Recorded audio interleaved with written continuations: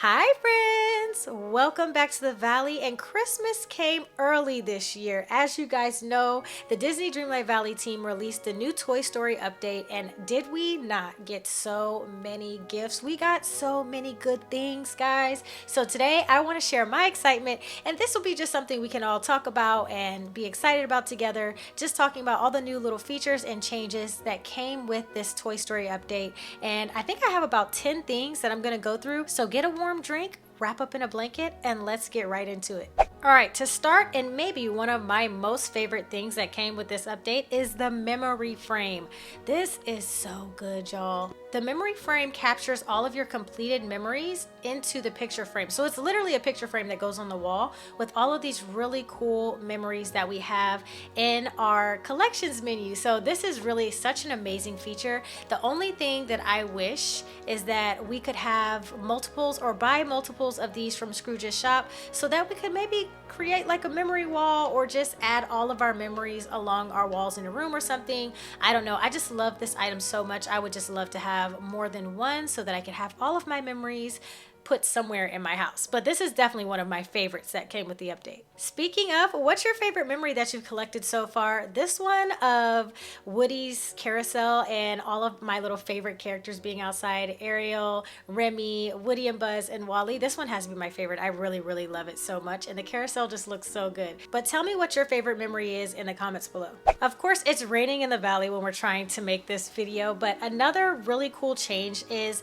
the updates that came to Ariel. So as you guys may or may not know, in your collections menu, if you go to characters and scroll down to Ariel, one of the things a lot of us spoke about was Ariel never being in her mermaid form once she got her legs. And I know I personally really loved the idea of Ariel being able to go back and forth between the two, and now we have that option. And even better, we can choose when we want Ariel to have her human form or when we want her to be in her mermaid form. So as you guys saw, she was in her human form. Let's just go ahead and select Ariel into her mermaid form.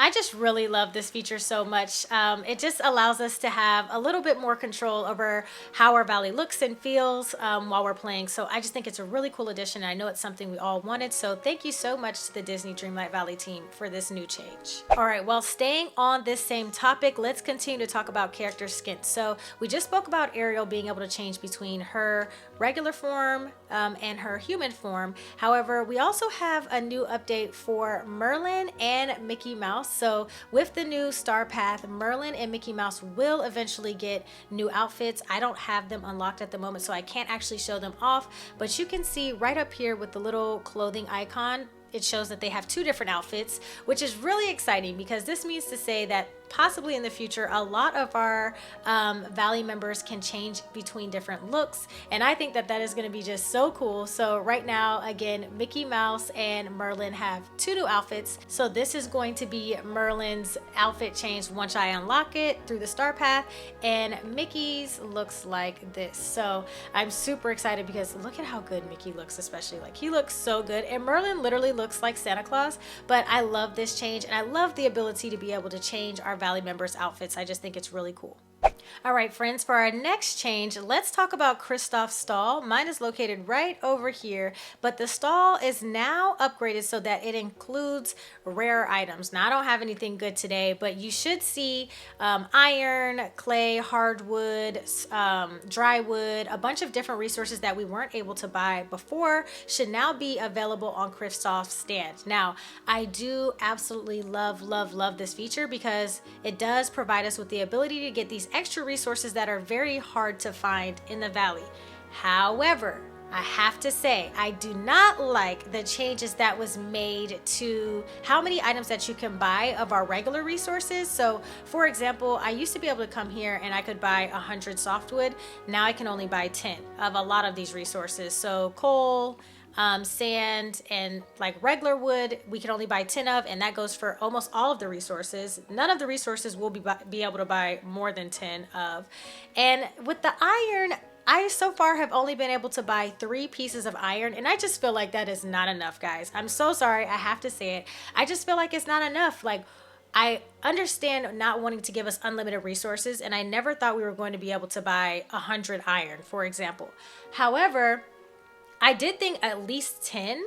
You know, it's going to only pop up on certain days. So at least having the ability to buy like max 10 iron, I think would have been a good number compared to 3. 3 is just way too low in my opinion. And that goes for a lot of the other resources too. So I do just have to say that I wish that we could buy more of the resources here. But I guess it's a good start, and hopefully they hear us out on that request, because I know I'm not the only one that feels that way. Another cool feature is the clock tower.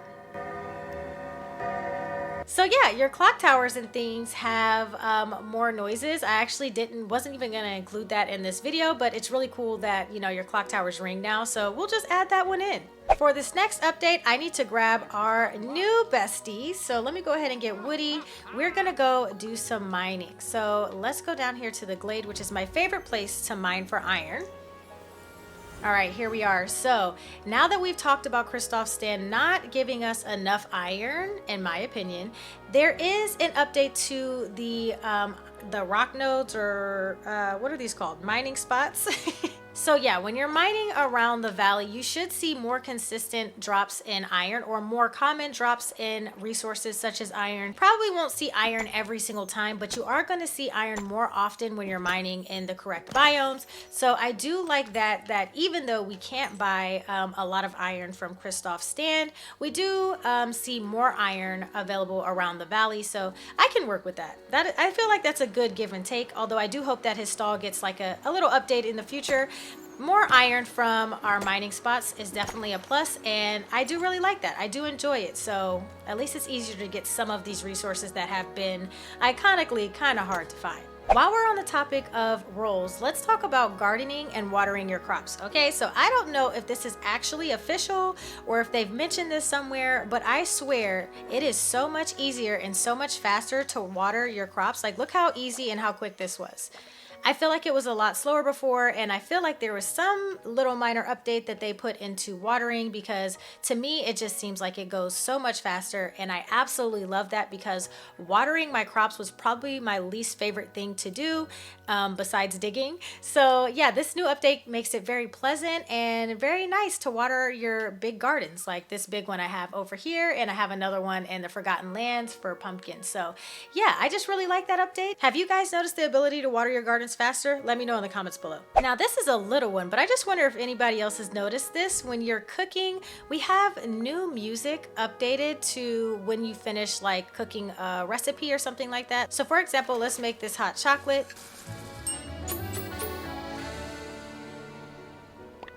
Okay, so that's one version, and if we make it again,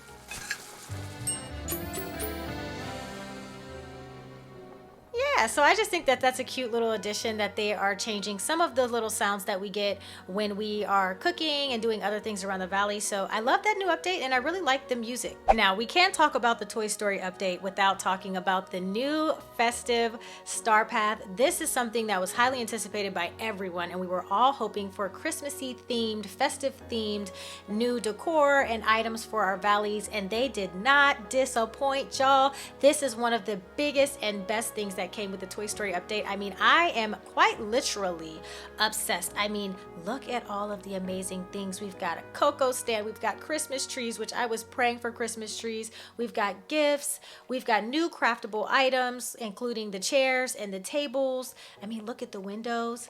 I mean, it's absolutely amazing. One of my most favorite items in terms of new clothing that we got has to be this festive dress. The detail in this dress, you guys, is literally insane. The fluffy actually looks fluffy to touch. The bells jingle when you run around. I don't think you can hear them now, but they definitely jingle when you run around.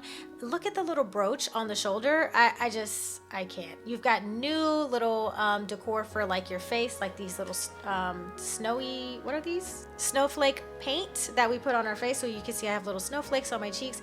I mean, it's just so good. And like, let's talk about the room. I mean, look at this room. It's absolutely gorgeous. The Christmas tree is gorgeous. The windows having this little snowy effect outside. You can see snow dropping down. It just makes you want to hang out in these rooms, and it just makes you feel so relaxed. So I am literally obsessed. Now, while we're talking about these new Star Path items, we can talk about the new ability to interact with items as well. I am obsessed with the ability to turn our Christmas tree lights on and off.